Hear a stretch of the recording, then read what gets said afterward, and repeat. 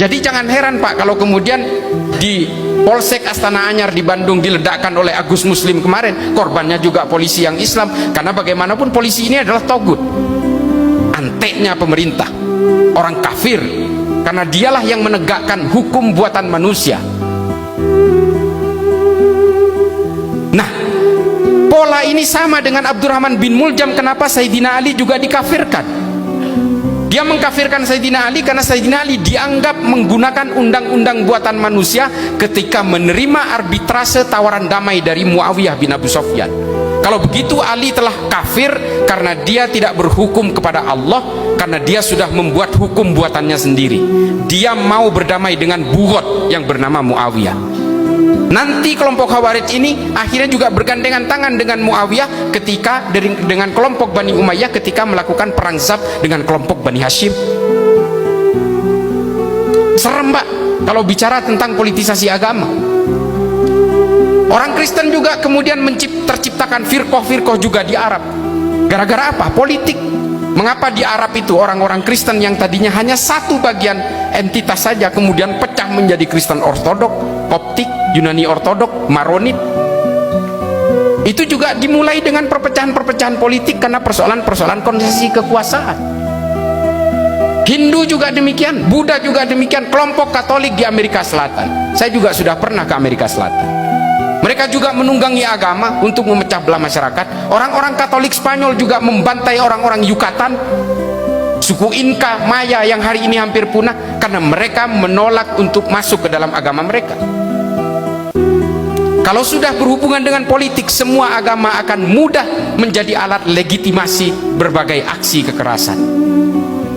Oleh karena itulah jangan heran kemudian jika ada beberapa akademisi yang mengatakan bahwa Al-Qaeda juga diciptakan oleh Barat, ISIS juga diciptakan oleh Barat, Boko Haram diciptakan oleh Barat, Al-Shabaab juga diciptakan oleh Barat. Tapi persoalannya adalah kemudian kita tidak perlu tahu soal fabrikasi dan berbagai konspirasi pembentukan itu, tapi kemudian yang menjadi korban adalah orang-orang di Indonesia yang kemudian terpapar oleh paham ini. Dari sini kita bisa melihat bahwa urat utama, mainstream, arus utama dari berbagai gerakan kekerasan ini selalu berbasiskan al-wala wal bara yang diusung oleh Wahabisme. Silahkan bantah saya. Bapak Ibu sekalian, saya bukannya anti dengan pemahaman orang lain. Saya juga tidak anti terhadap Kristen meskipun saya Islam. Saya tidak anti dengan Hindu dan Buddha. Saya punya prinsip yang paling baku seperti yang ditulis oleh Jalaluddin Rumi dalam Fihi Ma Fihi, bahwa apapun agamamu, apapun sukumu, semua manusia diciptakan oleh Tuhan yang sama. Kita ini kan karena berbeda kelahiran saja kemudian agama kita menjadi berbeda. Saya lahir di Madura, bapak saya Islam, kakek saya Islam. Kalau saya lahir di Meksiko Pak, muka saya glowing, dan saya Katolik. Makanya kemudian Habib Ali Al-Jufri menulis sebuah kitab yang sangat simpel, namanya Al-Insaniyah Qabla Tadayyun, Humanity Before Religiosity. Kenali dulu kemanusiaan sebelum kamu mengenal keimanan. Kalau kamu mengenal keimanan lebih dulu lalu kemudian kamu lalai mengenal kemanusiaan, maka kamu akan menjadi Tuhan-Tuhan kerdil dan kamu akan selalu menghakimi orang lain. Kita akan sibuk menghitung dosa orang lain. Ketika orang berbeda dengan saya, kemudian saya menghakimi, kamu akan masuk neraka.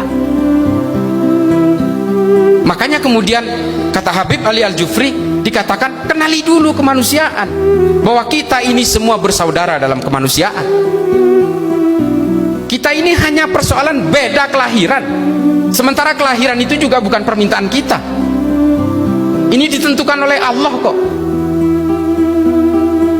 Nah ini kemudian yang diulas tuntas oleh Habib Ali Al-Jufri, bahwa kita jangan pernah gelisah oleh keimanan orang lain dan perbedaan-perbedaan, karena kata Allah di dalam Al-Quran bahwa perbedaan ini sunatullah.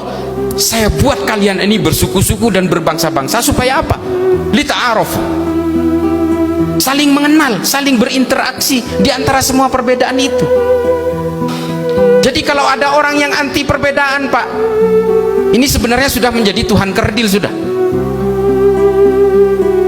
Kalau saya lahir di Bali, mungkin saya tidak akan bisa bahasa Indonesia dengan seperti ini. Saya akan menjadi orang Bali dan beragama Hindu. Nah ini yang kemudian diulas tuntas oleh Habib Ali Al-Jufri. Makanya kemudian dalam beragama kita harus mengenal kemanusiaan.